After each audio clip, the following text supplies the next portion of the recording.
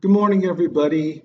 As if we didn't have enough to worry about with North Korea and with the hurricanes and the tornadoes and the floods, Equifax has experienced a huge data breach for 143 million Americans.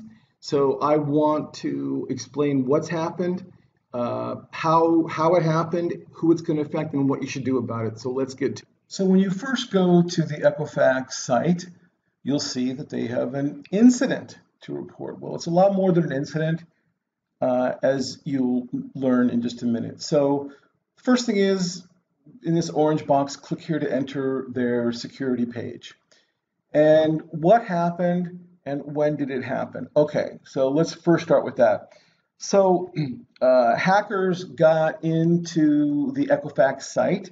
Equifax, if you aren't familiar with them, one of the top 3 credit bureaus in the country, one of the 3 biggest, and they collect data on every transaction you make since you started transacting. So they have lots and lots of data about everybody.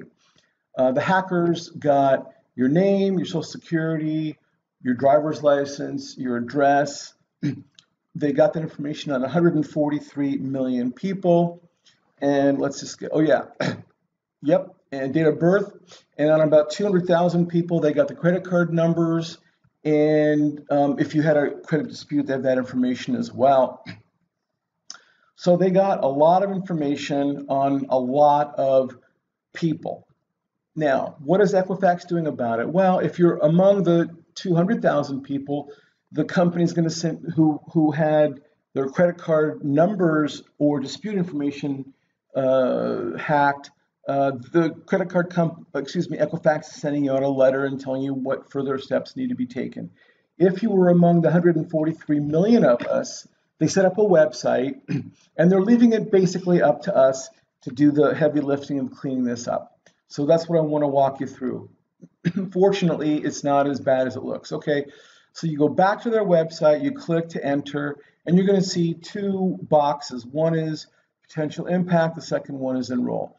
Potential impact tells you if you were among the 143 million people who got their data taken. Now, according to the research that I've done, this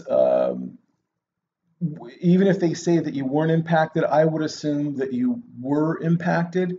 The tool comes back with inconsistent results, but you go in there, you put in your name and the last 6 of your social, and they'll give you an inkling of whether or not you were impacted. Then, if you want to, you can enroll in their system. And now, if you select enroll, what happens is they basically give you a date by which or during which you must come back and actually do the enrollment. They won't let you enroll on the spot in their protection program. The reason for that is there's so many people who are enrolling, they just don't have the capacity on the web.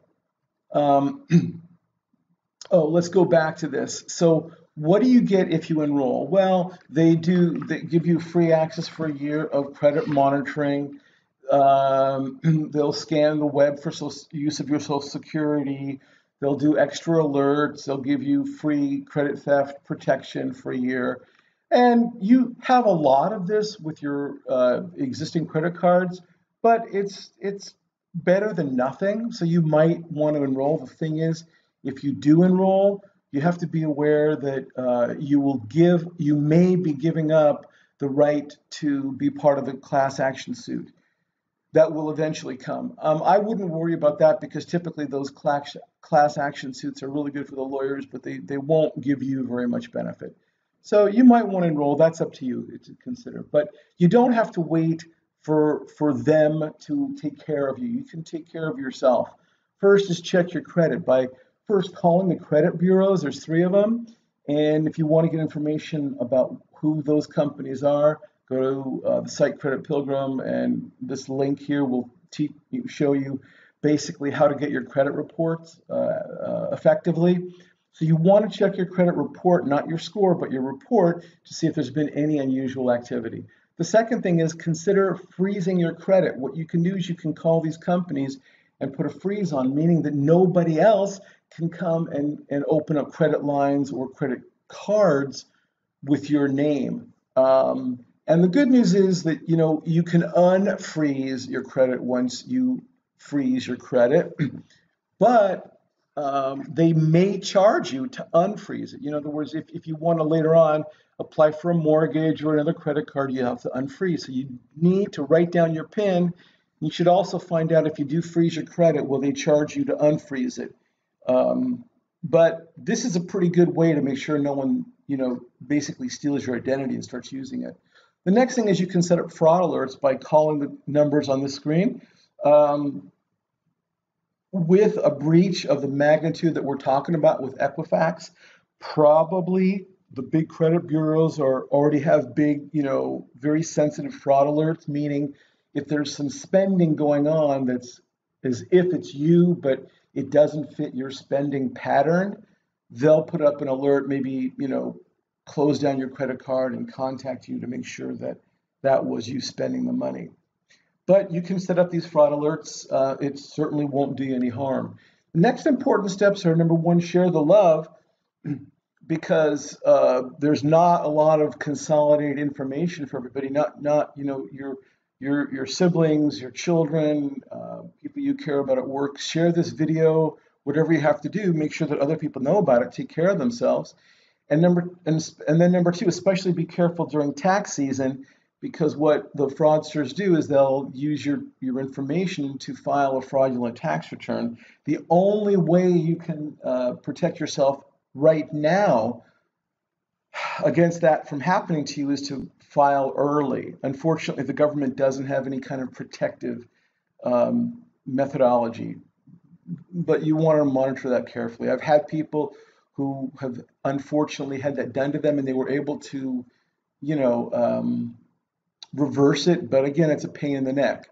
So in summary, monitor your credit, consider signing up for that free service that Equifax is offering, consider freezing your credit, put on those alerts.